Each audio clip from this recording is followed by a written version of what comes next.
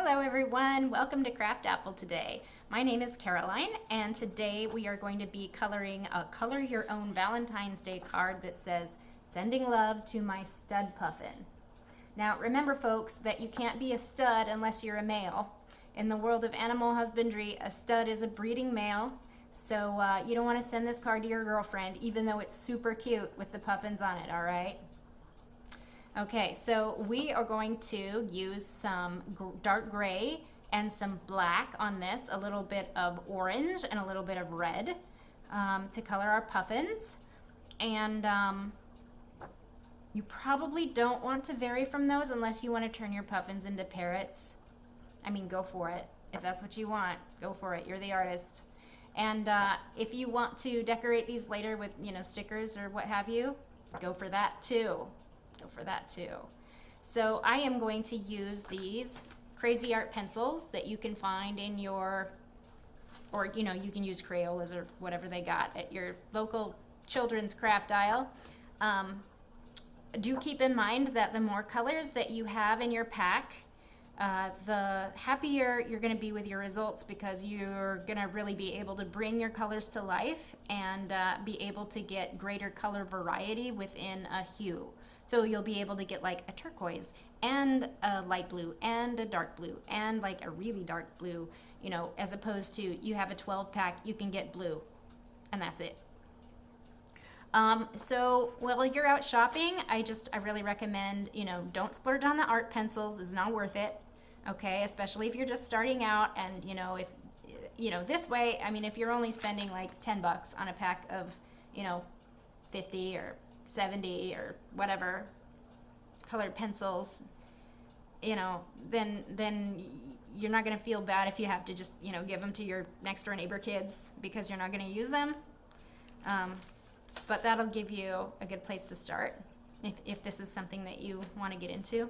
I imagine you probably already have markers or crayons or ink pens or gel pens or something like that at home that, you could just get creative with those. That's fine too. But I just wanted to throw that out there. Alrighty, so I'm going to turn the camera around and we're going to get started. Hello folks, I got my camera all turned around and we're going to go ahead and color this stud puffin card. So we're going to color the body of the puffin black, and then the first stripe, the stripe nearest to his head, that's also black. And then this part of the beak here is orange. And then there's also a little yellow spot in here that's not outlined, but I'm going to put it in.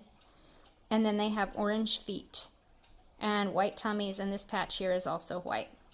So I am not going to start with my black. I am actually going to start with a gray that's kind of dark.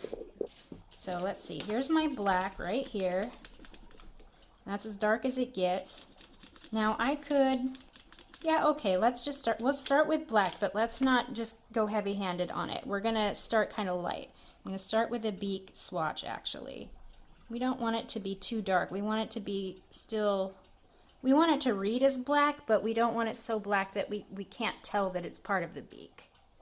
And then I'm going to go ahead and fill in with kind of a medium black around in all of the parts that I want to be black, and then we will deepen the black as we go. It's really hard to get some good definition with black. I don't know what it is about it that makes it hard, for me at least, to make something black.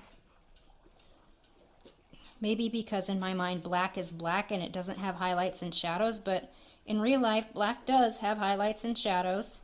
The shadows are maybe a little bit deeper than they would be with another color, because black is a thing that absorbs the light or refuses to reflect it. So there's that, but in the sunshine it will get a bit of a highlight on it. So okay, now I've got gray puffin. So what I'm going to do is I'm going to start like underneath the wing and start darkening. And maybe back here at his tail, and start darkening at the edge and then lightening as I work my way up into the body. And then here at the head, I'm going to draw a line like it's his neck. And then I'm going to go over here and make it look rounded down. And then here and make it look kind of rounded up. And then I'm going to kind of blend that out as well into the rest of his feathers. Might even make it kind of darker over here along this line, and then again blend it out into the middle. I'm also going to get a nice dark splotch right here. I'm going to leave a tiny bit of space between that line and the line that's the stamp made, and then again blend it towards the inside because I want that to be a highlight. And that's where the sun would be shining on his head if he was out in the sunshine. Okay, so I'm just going to work I got my base gray in there, and then I'm just going to work my way from the darkest back into the lightest. And here I want to get kind of in the crook of his arm where the shadow is, and then blend up toward the upper edge of the flipper. So now that is reading as black to me. It's not reading as gray. This one is reading as gray. This one is not reading as gray. So if I want it darker though, I just go back in and darken those corners and then again blend out to the rest of the body.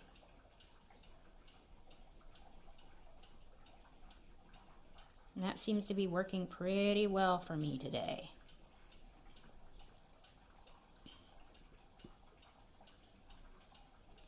Okay, so there's one puffin. I'm going to do the other one. I am going to put a little bit more black in his beak up at the top and the bottom. It's got some definition there now. Okay, and the same in the other puffin's beak. And the same on the other puffin's head. I'm going to get a little bit of a highlight there, and then black this, and then kind of soften it in, blend it into the dark of the rest of her head. I'm going to draw that little neck again and curve it up into the head, curve it back down toward her back. We're going to get some black on the bottom edge of her flipper wing, and then back underneath the bottom of her tail. And then we're going to blend that black up, just getting progressively lighter as we make our way up. Yeah, maybe we want some black way over here too. Kind of cupping the edge of that wing and then blending. We're just kind of building that color up slowly because we don't have a color darker than black.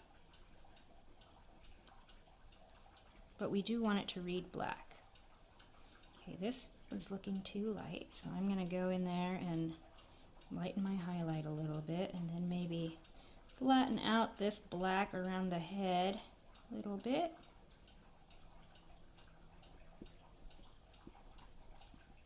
I frequently end up being unhappy with my black.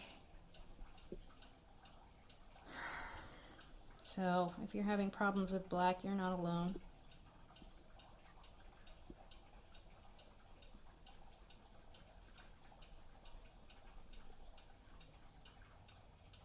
Okay, that'll do, except for my whole coloring outside the lines.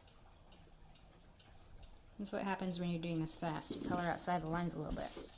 Okay, now the body of the puffin is white, but we don't, and also this eye patch is white, and we don't want them to look flat. So what we're going to do is we're going to take our gray, our lightest gray that we have. Now that one's too blue. I don't like that one. Yeah, that one's too brown. What about this one? Yes, that'll do, I guess. Okay, so we're gonna do kind of a similar thing. I'm gonna do this really lightly, angel pencil, and I'm gonna get under here and around the bottom of the tummy, and up here at the very top too, just in order to give it a little bit of definition. And it's the kind of thing where you don't want to read that it's colored, you just want to read that it has depth. So we're just, really light hand with this. And now it looks like he's got a little more depth. And we're going to do that same thing with the eye patch. Just a little bit underneath, a little bit up at the top. A little bit underneath, a little bit up at the top.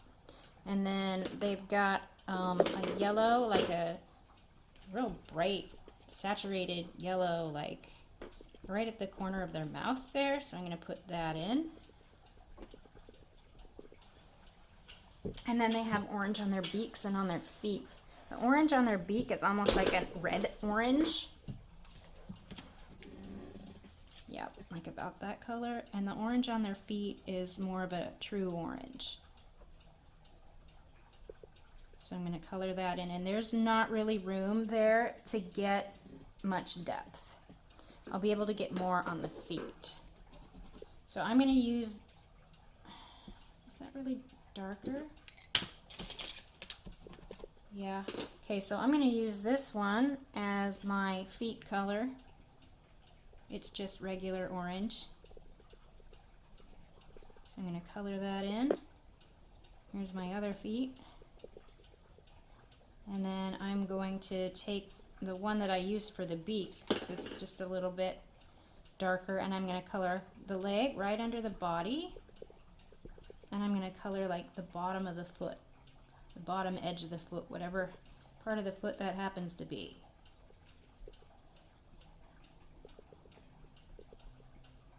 And now they look more alive.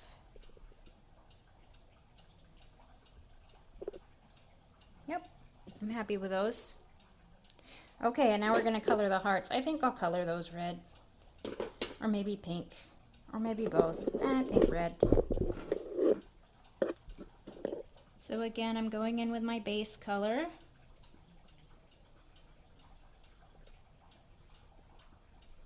Then I'm going to take my next darker color, which is magenta for me.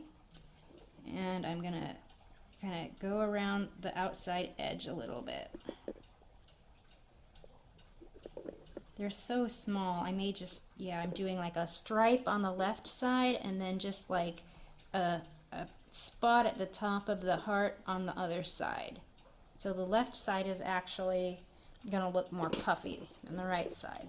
And they're so small, I'm not sure I can get much more dimension in there than that. So I'm going to go ahead back with my base color and color those in, you know, get the white out. Okay, they could stand a little more depth, so I am going to go back in with my magenta now and just flesh those out just a little bit. I'm happy with that, I think. Yeah, I think so.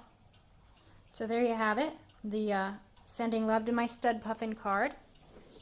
I hope that was helpful for you, and good luck as you go about your own coloring.